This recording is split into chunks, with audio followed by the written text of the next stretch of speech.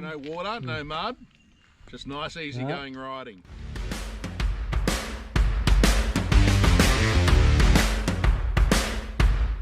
Okay, that wasn't easy. Hey guys, welcome to another episode of Stealth B52 Gen 2. And I know you've been waiting for this one. This is about the upgrade to the B52 Gen 2. We're going to have a close look at that in just a second. But just for comparison's sake, we are talking about my Gen 1 bike. And this is the original motor they've nearly always used until they went from a 5,000 to a 6,200 watt motor. And you can see the size of this motor here. This is our standard 24-inch wheel with that motor in it. I do have the heat sinks attached, as you can see. Not sure if they're doing too much. So from here, looking at the original motor, we're now going to show you what you've been waiting for, and that is the Gen 2 version bike with the upgraded motor. Now you did see that in that workshop episode a few months ago, and it's been a while. But with the new Gen 2 B52s, we're looking at an upgrade, and that is this motor. Now, quite a difference, much bigger motor. What is it, 8,000 watt, I think? They call it a 4,000. 4,000. So, but it's got a much higher peak. Right, and a lot more torque. And here it is. Have a look at this. Here we have quite a massive motor, and thickness through. It's a lot thicker through. Come in close, Jason. Have a look over top of that. Look at the size of this thing. It is a big motor. Now it's saying on there 4,000 watt. The standard Gen 1 motor is 6,200 peak power. So this one 4,000. So straight away you might be saying, well, that's worse. What we're going to look at today is just how does this bigger motor compare? And what we think is, and what we've found so far, is that there's good torque from low down. Now the problems we've been having is overheating. We do have a 27.5 inch diameter wheel here. That increases the leverage effect on the axle, which the motor is driving and spinning around. So that increases load on the motor. With this bigger motor, we want more torque to drive that bigger diameter wheel, because it is direct drive. There's no internal gearing in these motors. We did find we got some overheating. We found that the controller was overheating as well. Now these come with a cover normally. Jason's removed the cover. Now we'll just go around the other side and show what else we've done here. It's a bit of an upgrade. Yeah, it's a little trick. There's a heat sink cooling fins fitted on the side here. So removing that cover to allow full airflow and the extra cooling fins on here, we're hoping today we're going to see a much cooler motor controller there. Last time we did see in an episode, we went up this hill we're about to go up, that we did overheat that controller and we had a few issues.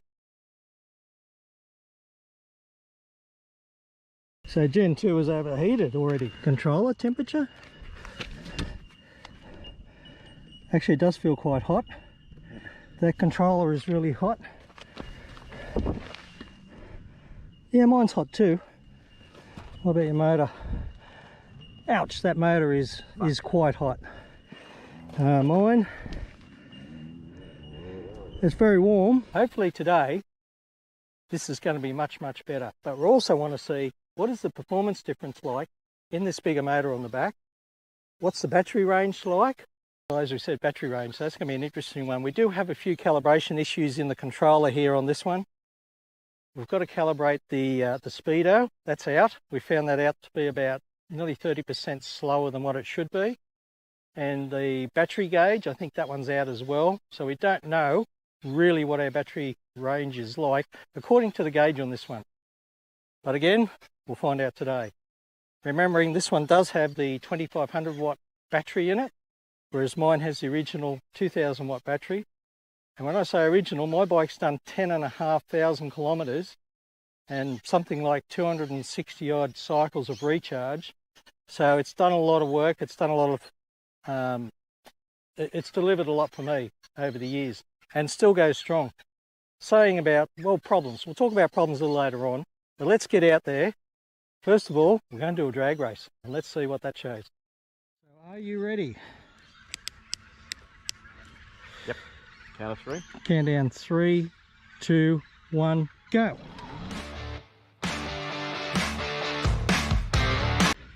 So I've had a couple of technical issues here in our drag race we just did. What did you find? You had some surging. Surging. Yeah. And it had actually gone into F37 mode. F37 mode, right, okay. So technical problems still prevail. While Jason's sorting those calibrations out, have a look at this cable here. This is a sensational cable that they've fitted. It's quite heavy gauge, heavy duty. It'll carry the amperage that this thing requires out of the battery. That's great. Of course, there's those hot, magnificent brakes on these bikes.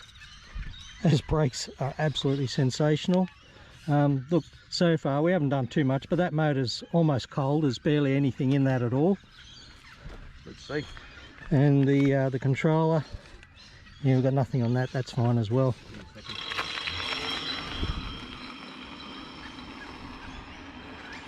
So still plagued with a few technical issues, maybe software calibrations, not sure, settings we're playing with. Hopefully we can sort those out today and get this bike running properly, and we can do a proper comparison.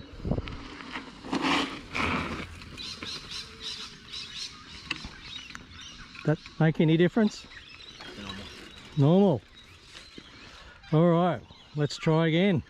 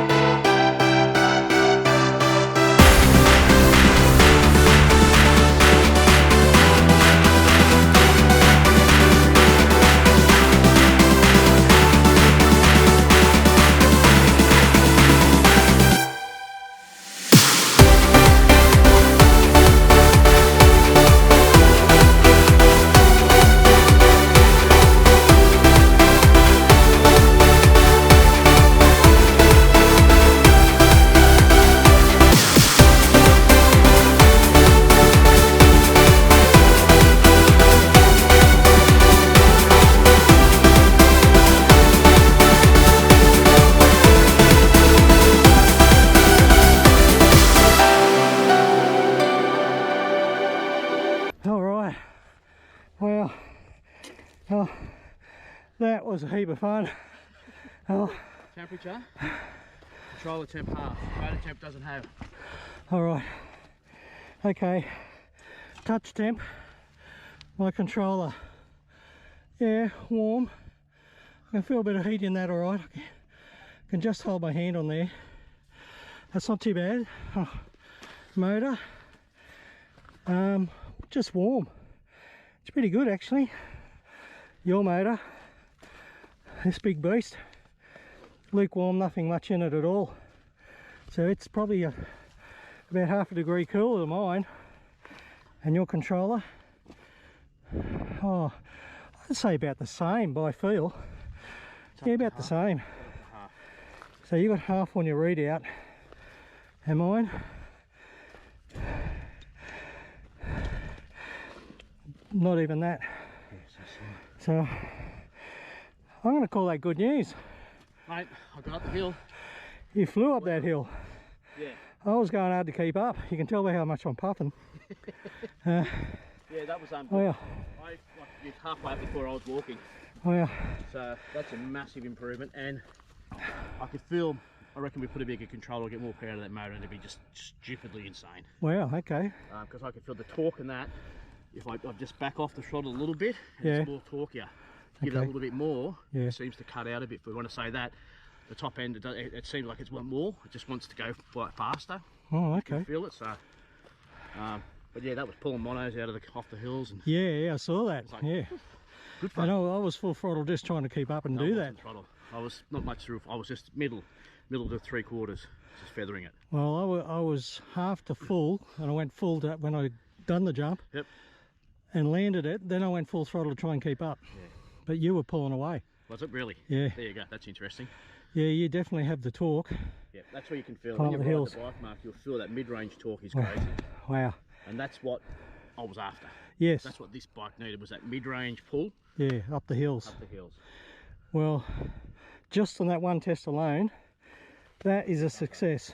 Yeah, that's just brilliant. So what we've achieved out of this then is the torque pulling up the hills down there, and it's not overheating now. Not at all. Not yet anyway, but so far so good. Couldn't get up that hill before. No, before with a standard motor in it, like same as mine, Yes. we couldn't even be able to get up that hill. It just cut out, just Somebody was overheated. pushing up at first once. We had to push it, it was overheated.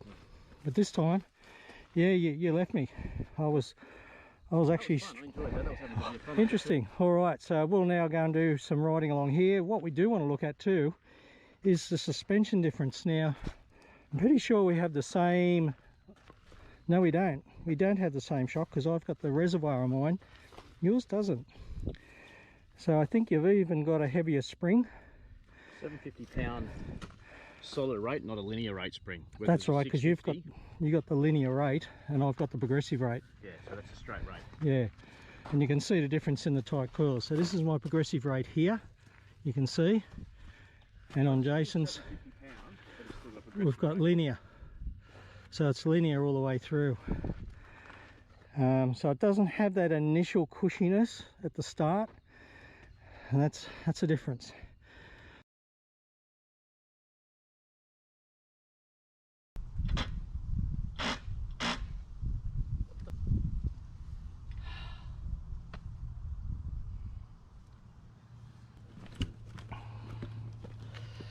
Right, a real technical problem we've got here.